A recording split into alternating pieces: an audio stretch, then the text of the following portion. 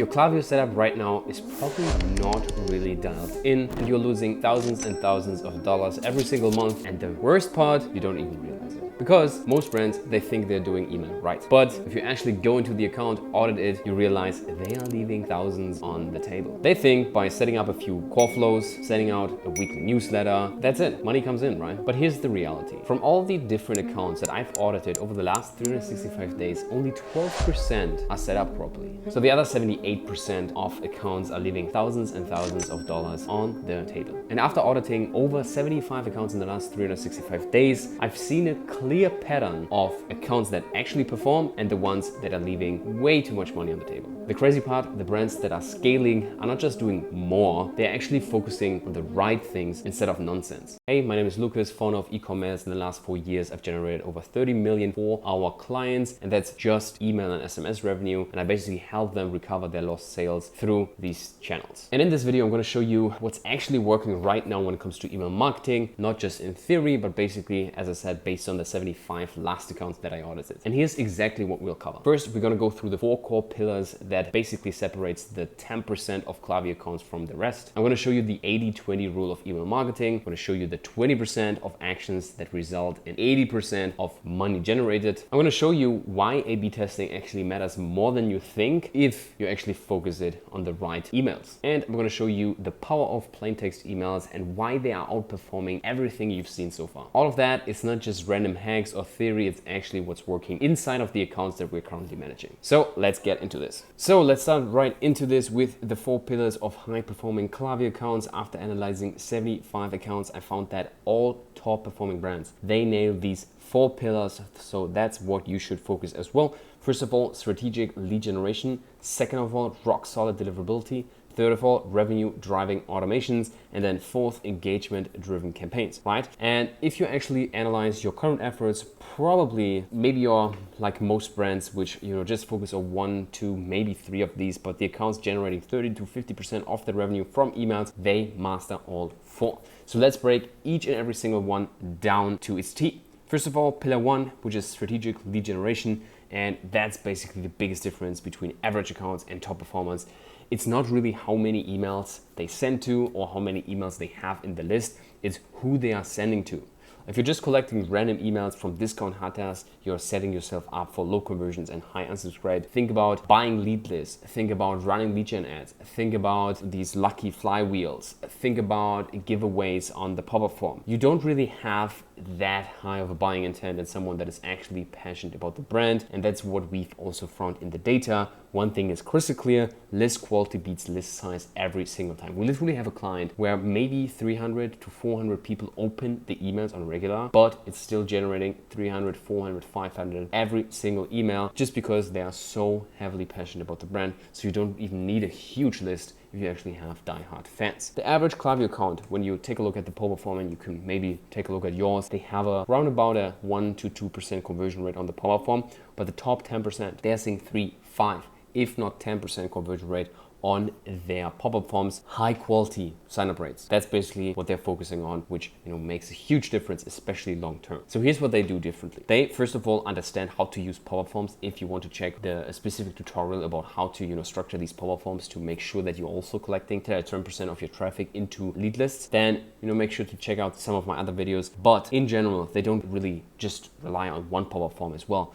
They use multiple lead gen methods. So they're capturing emails maybe through a quiz. So for example, here's an example where we set up a custom quiz funnel, basically collecting over 2,700 high quality and high converting leads with the quiz that here we put together. As you can see here, Ecommerce proposed implementing a multi-branch customized quiz funnel. You can make sure to check it out. You can just go on Octane AI, Ecommerce, and you will see this article where we basically cover how achieve those results. That's, for example, a way more and high intent way of collecting new lead lists instead of just get 10% off. I think that's pretty clear. Another example we have here for one of our clients, we basically promote free ebook. Tired of wasting money on products that don't work? Free guide, 3 critical mistakes keeping you trapped in breakout cycles. Discover why your acting products keep failing you, and then you basically have a micro commitment. That's what I cover in the different videos. How to generate the most sign-up rates is basically through micro commitments. And here's one example which is super high buying intent or like quality in terms of being interested in the solution that you're providing. So that's the thing here. We're not just collecting more emails, we are collecting better emails, and you will see a huge difference in email list size quality. Which basically leads us to the next thing, which is also something that not many people talk about, and it's rock solid deliverability. You can write the best emails in Word, but if they're landing in spam, they're pretty much worthless. And after analyzing these accounts, I found that deliverability issues, these are costing the average brand 22% of their potential email revenue, because literally no one sees the emails because they have poor deliverability. The top performers, they are obsessive about making sure their emails actually reach the inbox. So here's what they're doing. First of all, they regularly clean the list. They make sure every 30 to 60 days they're removing the unengaged ones, only focus on the people that actually open the emails on regular, depending on the sending frequency. That can be, someone who's not opening in the last 120, 36, 5, whatever it is days, and then basically focus on the rest. Second, they've probably set up the technical stuff. So I'm talking about DKIM, SPF, DMARC, all of that good stuff. I do have an example here, tutorial on the YouTube channel. Make sure to check out the technical stuff, because as I said, it would be super boring. Here would be way too much content within one video. So if you want to make sure, then check out some of the other videos. Third, for rock solid deliverability, you definitely need to send consistently. Email providers like Gmail, Yahoo, and the good stuff, they penalize you if you send non-regularly. So if you forget to send an email and then start to blast 5 a week, that's definitely not the best ideal structure. So the top accounts, they send on a consistent schedule, whether that's daily, twice, thrice a week, or weekly. Consistently builds trust with email providers, so make sure to send consistently. The next one is, of course, the flows, the revenue driving automations. This is where most of the magic happens. And after looking at these 75 accounts, I found that automations, and I'm talking usually, drive around about 50% of the email revenue for top performers, but only 30, if not less percent for average account. What's the difference here? Average brands, they set up the basics, maybe welcome series, maybe an abundant cart, post-purchase, and that's pretty much it. But top performing ones, they have everything set up. They have browser betterments, abundant checkouts, long welcome emails. They have, in general, longer flows, customer winbacks, VIPs, replenishment reminders, site abandonment, cross-sell, whatever it is. They basically try to automate everything, and based on the customer behavior, they have a set of flows that basically recapture them and then send them emails. And then they also work with super hyper personalization, and they're trying to assess something that makes sense. I'm not talking about hyper personalization where you try to make a set of flows for every little single thing. I'm more talking about the general idea of trying to make it as adjusted as possible. So they are not just sending the same abundant cart to like everyone. They maybe split it up between first-time buyers and second-time buyers, or they split it up between product, or they maybe split it up between like what kind of customer testimonials they want to send who. So that's basically more the type of stuff that I'm talking about, which basically then leads into higher conversion rate, right? The average brand, they set up the flows once and they never touch them again. Top performance are constantly testing, optimizing, and refining. So here's what they are focused. First of all, timing, really important. Most brands stick with Klaviyo's default flow timing, but the best brands test different delays to find what converts best. For example, you can test 12 hours, 36 hours, 24 hours, 72 hours, 1 hour, whatever it is, they test the sequences. Second, they test different incentives. So you can basically have the discount, you can have free shipping, you can have bundle deals, you can have limited time discounts, no discount at all. You can work with different things to incentivize someone to push the button and give you their credit card detail. Third of all, definitely when it comes to email design, they optimize for mobile first, with over 60%, if not 80% of email opens happening on mobile. The best performing accounts design mobile first, and then they adapt for desktop, not the other way around. Awesome. Let's talk about the pillar 4, engagement driven campaigns. And this is what transforms subscribers from occasional buyers into really loyal community members. The average brands, they blast the same promotional email to everyone. They just focus on product sales. There's nothing. Top performers, they create a diverse campaign calendar that subscribers actually look forward to receiving. So here's what their campaigns do differently. First of all, they have a consistent but varied schedule. So for example, they have Tuesday education, Thursday community, Sunday new releases, whatever it is. They're basically trying everything to not fall into the place of email fatigue. They, for example, found 2 to 3 emails, if not 4, hits kind of the sweet spot for most of the audience. Then they create a content mix beyond just promotions. So usually if you take a look at a poorly managed account, you see 80% sales, and then for these accounts, you see value first content, you see community building content, you see strategic promotions. You still see promotions, don't get me wrong, but they are used strategically. Either new releases, limited offers, seasonal campaigns, maybe a dedicated VIP sale, whatever it is, but not just generic 80% of the time, hey, here's this sale, here's that sale, buy. Third of all, they try to personalize the content based on the behavior. So instead of sending to everyone, they segment based on purchase history, browsing behavior, engagement levels, That's usually the type of segmentation. So you can have different content for different, treatments, different customer avatars if you have different customer avatars. Fourth of all, they definitely pay a lot of attention to the subject lines and preview text because you want to A/B test, not just like promotional subject lines, but also maybe value first. And then you see, what outperforms what, and then usually see some differences. And the results here speak for themselves. These brands, based on the subject lines, based on the content, they usually see open rates 30 to 40% higher than the industry standards, just because the subscribers actively look forward to their emails rather than ignoring or unsubscribing from them. So that's when you mix up basically non-promotional content and good subject lines and testing,